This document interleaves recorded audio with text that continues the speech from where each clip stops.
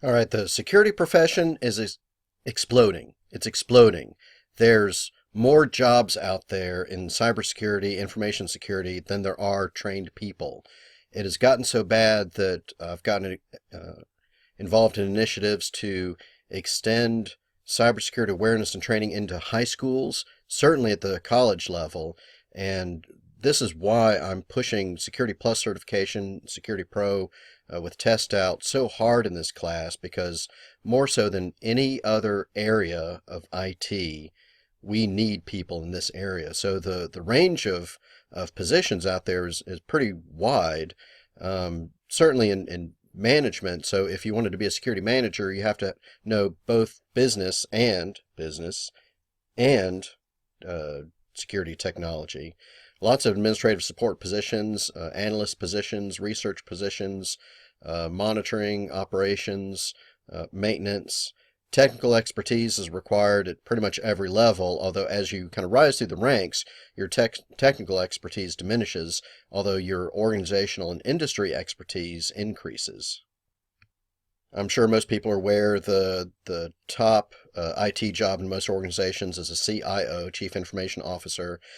Um, it was only in the late 90s that we started to have CIOs. In the past, the CFO was responsible for IT. Now, most organizations have a dedicated CIO, and it's only in the last 5 years or so that a CISO, CISO, Chief Information Security Officer, has become prominent, or just a CSO, Chief Security Officer. Sometimes the Chief Security Officer is part of IT, sometimes they're not. They don't have to be. It's not a technology role, it's a business role. It's all about protecting confidentiality, integrity, availability for information throughout the organization. This doesn't have to be an IT job. You can tell how important this role is for an organization by looking at an organization chart and who reports to who. If the CIO reports directly to the CEO, that means IT is important. If the CISO reports directly to the CIO, security is important. Sometimes the CISO reports directly to the CEO. Then security is a really big deal. And if you're wondering why I'm bringing this up, it's a good question to ask in a job interview, especially for a security position. Tell me about upper management, what's the organizational structure at the top look like? That's going to tell you a lot about the company where you're interviewing. So if you're ever on a project that's got a heavy security element to it, like I said, every project should have a security element, but sometimes a project really is just focused on implementing some piece of security technology. You really need to have more people than just IT people on that team. You need a champion, and by champion I mean a business champion, somebody that's supporting it, that's driving it, that can articulate the business need for this project. Of course, you need a team leader for the project, a project manager, people that are good at policy writing, people that are good at doing risk assessment. Maybe they're in IT, maybe they're in accounting. IT audit is becoming a huge area. Any number of security professionals, from administrators to operations to developers, sysadmins, and the last one I put in red, including end users. Really, end users get left out of most projects, and they're communicated with after the fact. And end users go, oh, but why didn't you think about this? Oh, nobody told us about that. If you include end users up front in every project, much, much higher level of success that you're going to see. I speak from personal experience. I've done projects the right way, and I've done them the wrong way. And let me tell you, every time I did it the wrong way and under communicated with my end users, it always ended up like poop in my face. Just FYI, there's a section in the book on communities of interest and art versus science. It's interesting, but I'm not going to test you on this material. Culture is something I love talking about. I would say this is one of my areas of expertise. This is what I did my dissertation on, which was actually IT occupational culture. But I've also studied organizational culture and national cultural differences extensively. It's a fascinating area, and I think it directly applies to security because the problem with security is not managing technology. We have technology out the butt. The problem is managing people and leading them and motivating them to do the right things.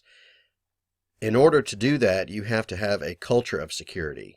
And the book treads lightly on this area, but I'd like to tread a little heavier on this and have you really think throughout this course of what a culture of security means. I think part of it is making sure that you're addressing all three areas of an information system. Remember what those three areas are from the beginning of this lecture. And a big part of it is leadership. If the leaders in your organization are setting the right tone and emphasizing security and, quite frankly, punishing those who violate security more than a slap on the wrist. If you see somebody get severely disciplined, up to and including termination from the company, you're going to take it much more seriously. And as long as the policy is enforced consistently, that's great. And this is where security people kind of get a bad reputation for being stern, strict, and whatnot. But it's necessary without being a jerk about it. The interesting thing about security culture is the way Americans look at security is very different from the way Europeans look at security, from the way people in India look at security, China, Russia, Brazil. They have very different attitudes towards work and the line between work and home. And we'll get to talk about some of these interesting areas in this course.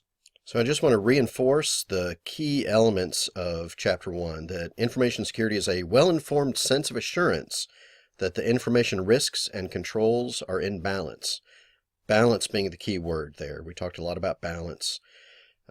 Successful organizations have many, many layers of security. We're going to dive into each layer in successive chapters.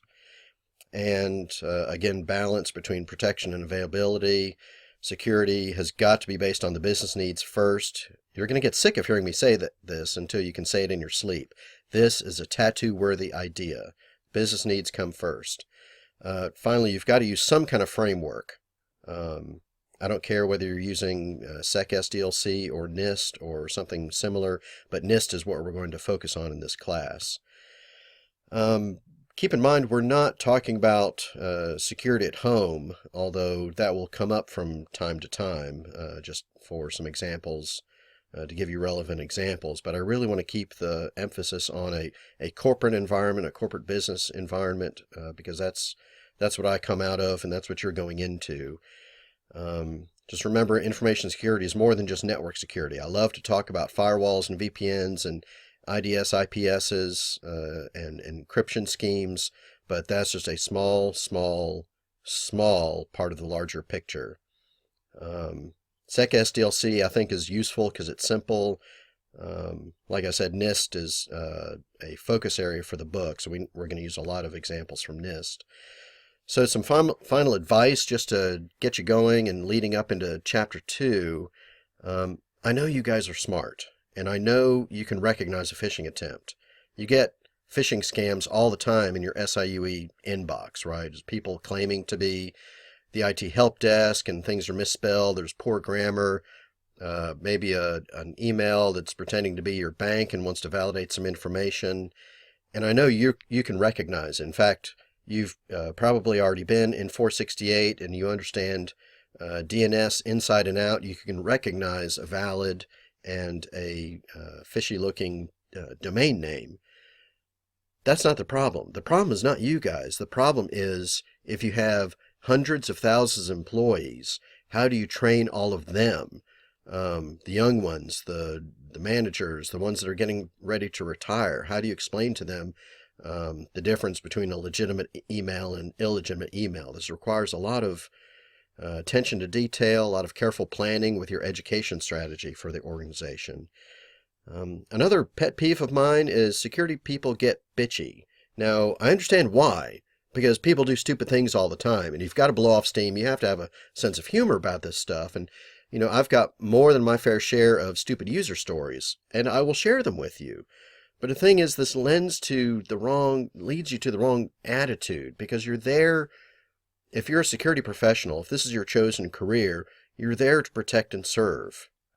The end users in your organization are your customers. You're there to help them, not to slap them around, not to punish them. You're there to help them, to educate them, Don't be the person on the left here. Be the person on the right. Be the knight in shining armor, the champion of a healthy security culture. So with that, if you have any questions at all, please don't hesitate to reach out to me. Email me, text me, call me, come by my office. Remember, I have a guest register, I have candy, and I have a comfy chair. So come see me whenever you want. Bye, guys. See you Monday. I just had to.